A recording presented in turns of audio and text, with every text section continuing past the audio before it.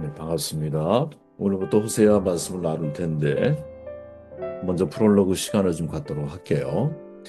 호세아 1장 1절 말씀을 제가 읽고 나누며 시작을 합니다. 호세아와 우시아와 요담과 아하스와 히스기야가 이어 유다 왕이 된 시대 곧 요아스의 아들 여로보암이 이스라엘 왕이 된 시대에 부엘의 아들 호세아에게 임한 여호와의 말씀이라. 종교적인 혼합주의를 정말 철저하게 분별해야 합니다. 라는 제목으로 말씀을 나눕니다. 호세아 잘 아시죠? 구원이라는 뜻을 가지고 있어요. 여호수아, 예수 이런 이름과 같은 뜻이죠.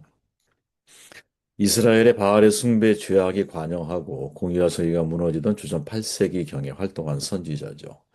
당시 북이스라엘은 30여 년간 왕이 7번이 바뀌어요. 그러니까 얼마나 정세가 불안했겠어요. 30년에 7번? 그럼 뭐 몇 년인가요? 한 4년에 한 번씩 바뀐 건가요? 얼마나 나라가 불안했겠어, 그죠? 기나긴 타락의 암흑 시대 가운데서 호세아가 하나님의 부름을 받죠. 부름이 기가 막힙니다. 여호와께서 호세아에게 이르시되 너는 가서 음란한 여자를 맞이하여 음란한 자식을 낳으라. 세상에 이런 소명이 어디 있어요? 이제 너무나 자신의 회개한 명령처럼 느껴지지 않습니까? 아주 멋진 사명을 주면 얼마나 좋아요. 사명이 뭐예요? 음란한 여자를 맞아서 음란한 자식을 낳으라는 거죠.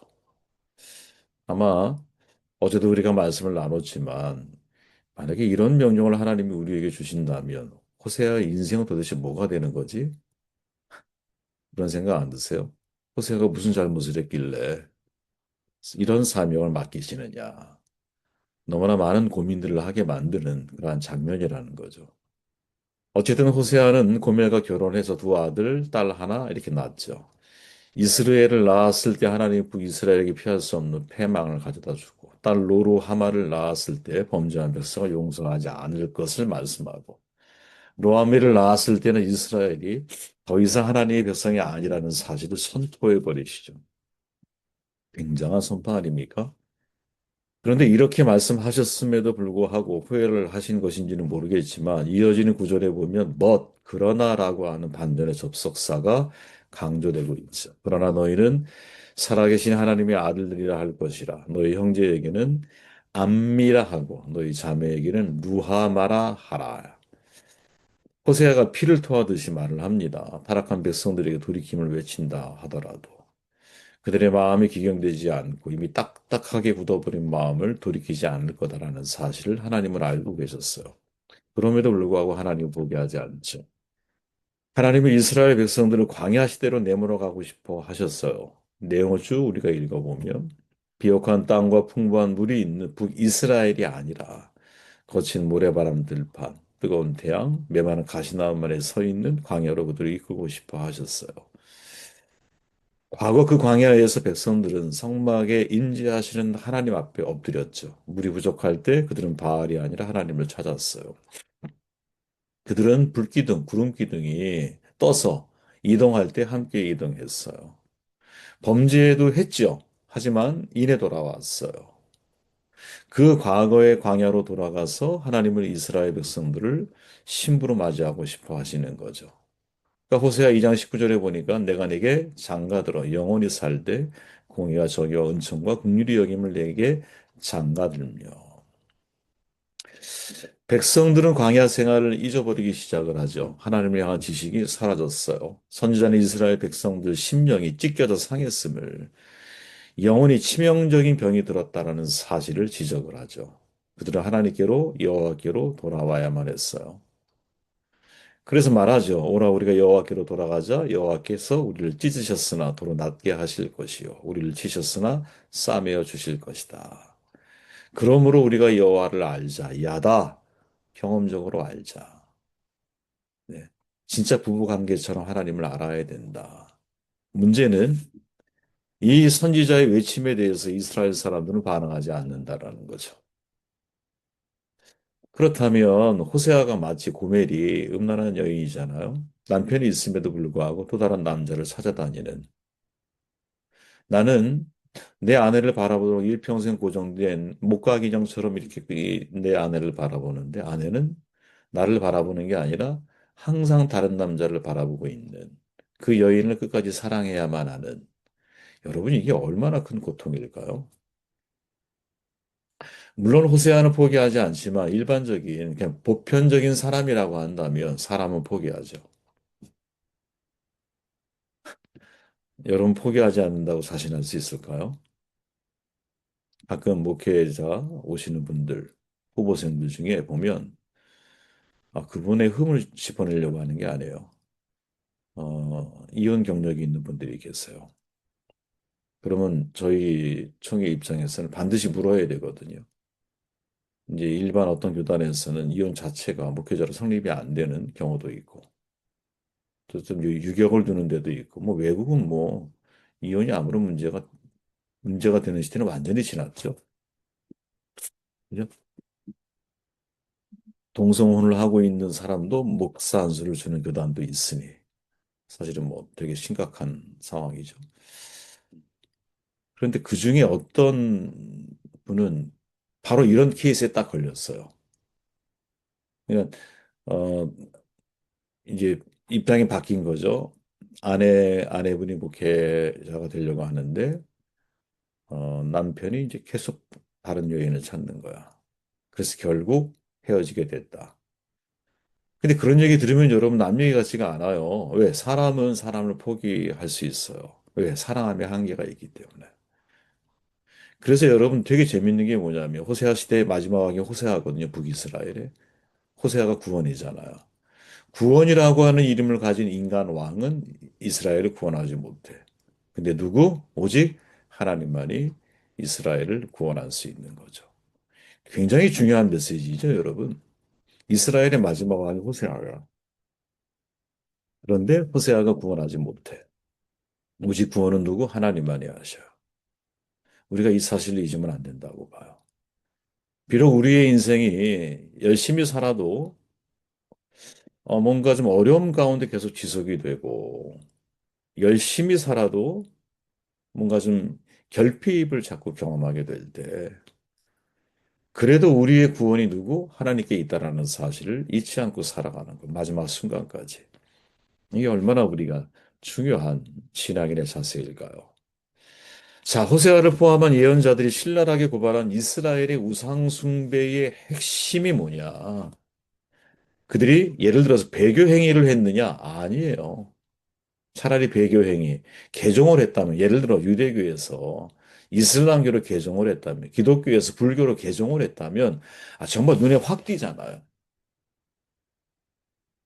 그 비판의 의미가 명확하게 전달이 될 수 있죠.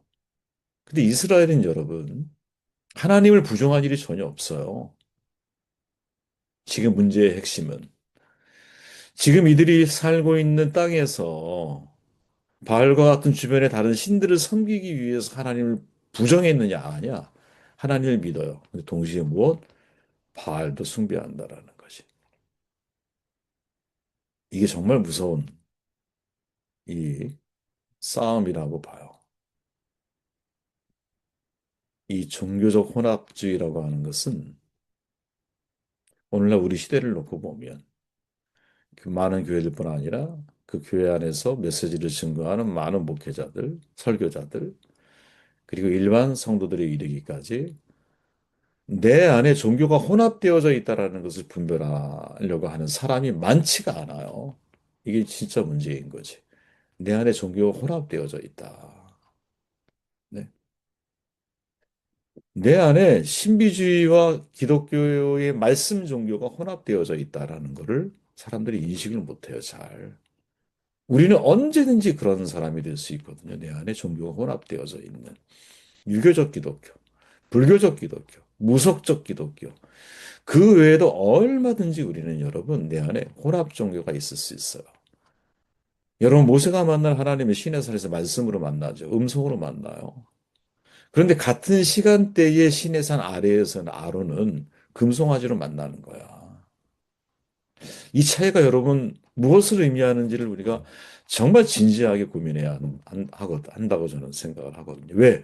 지금 전 세계를 거의 어제도 말씀 나눴지만 지배하고 있는 그 흐름 가운데 다원주의, 그게 종교적인 데 영향을 끼치면 종교적 다원주의를 만들어내요. 종교다원주의죠. 모든 종교 다 구원이 있는 거야. 뉴에이지 운동의 핵심이 뭐냐면 범신론이에요. 우주 자체가 신이야. 우주 자체가. 그 자기를 신으로 만들어가는 일이 너무나 자연스러운 거예요. 이 다원주의가 성에 여러분 연결이 되어지면 뭐 동성혼이 가능한 거예요. 남자와 여자가 순리대로 서로가 만나는 것을 거부하고 다원 남자와 남자, 여자와 여자 이렇게 만나도 결혼이 가능합니다. 얘기했잖아요.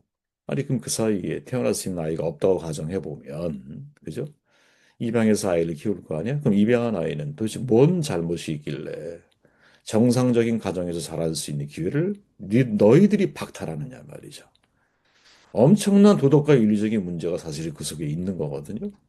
근데 우리는 그것을 개인이라고 하는 자기 중심적인 사고, 이기심의 극치죠. 이 이기심의 극치로 인하여 여러분, 내가 나의 선택이 타인의 아름다운 평등의 기회를 막고 있다는 사실을 자꾸 망각하고 사람들이 반응하거든요. 여러분, 제국주의 정말 우리 지금 이 시대가 제국주의 시대로 흘러간다라는 거 눈에 보고 계시잖아요. 그죠? 북미 대륙은 미국이 다 자기 손에 넣으려고 하고 나머지 대륙에 대해서는 이제 니들끼리 알아서 해라 뭐 이런 흐름으로 가고 있고 그죠? 러시아 이 전쟁에 대한 정당성이 확보되잖아요 점점 더 앞으로도 그럴 거 아니에요 그죠? 힘이 있으면 되는 거야 힘이 있으면 그죠? 자본이 있으면 남의 나라도 마음대로 가서 대통령을 납치해 갖고 와도 되는 거야 야, 여러분 그 일을 이끌어가는 배후가 여러분 근본주의적인 기독교인들이 다수를 포진하고 있다라는 거 아시잖아요. 마가라고 하는 그 배우 속에 무척 심각한 거죠. 왜 그들이 그렇게 변질되어서 갈까? 그들은 여러분 하나님을 안 믿는 게 아니야. 하나님을 믿는데 거기에 바알도 같이 믿는 거고 바알이 상징하는 자본도 믿는 거고 그 모든 것들이 혼합돼서 추구하는 방향은 하나님의 율법이 아니라 무엇? 그냥 하나님께는 제의적인 모습으로만 나아가고 하나님과 내가 타협이 가능한 거야. 여러분 이게 바알 종교의 무서움이거든요. 자, 봐보셔요. 호세아 2장 5절에 보니까 내 떡과 내 물과 내 양털과 내 삶과 내 기름과 내 술들을 내게 주느냐 이렇게 물어요. 무슨 말이냐? 지금 예언자의 눈으로 봤을 때 이스라엘이 하나님을 숭배한다고 말하고 있지만 그 숭배가 사실은 바알 숭배와 다를 바가 없다. 이렇게 말하는 거예요. 바알을 숭배하듯이 하나님을 숭배한다라는 거예요. 누가에 의해서 어떻게라고 하는 방법론은 전혀 문제가 되지 않아. 내게 떡을 주고, 내게 물을 주고, 내게 양털을 주고, 내게 기름을 주고, 내게 술을 주는 신이라면, 나에게 풍요와 안전을 가져다 주고 있는 신이라면, 그가 신이라면, 풍요를 허락해 주는 신은 누구나 하나님이 될 수 있어요. 물질적인 풍요와 번영의 보장이 예배의 일차적인 기능이야. 신앙을 물질적인 차원에서 이해를 하고 있고 평가를 하고 축복의 유일한 목표가 돼. 하나님 신앙의 핵심이 하나님 말씀에 대한 순종이잖아요. 아니, 완전히 바뀌었어요. 완전히 바뀌어버렸어요. 그래서 어떻게 나를 풍요롭게 할 수 있는 신이라면 그게 누구든 나는 받아들일 수가 있는 거야. 그리고는 하나님을 믿는다고 말을 하는 거죠. 이게 오늘날 우리 시대의 종교적 혼합주의적인 대표적인 모습이 아니겠느냐. 여러분, 바알 숭배와 하나님 숭배의 결정적인 차이가 있죠. 바알과 바알 숭배자들은 여러분 상호 의존적이에요. 무슨 말이냐?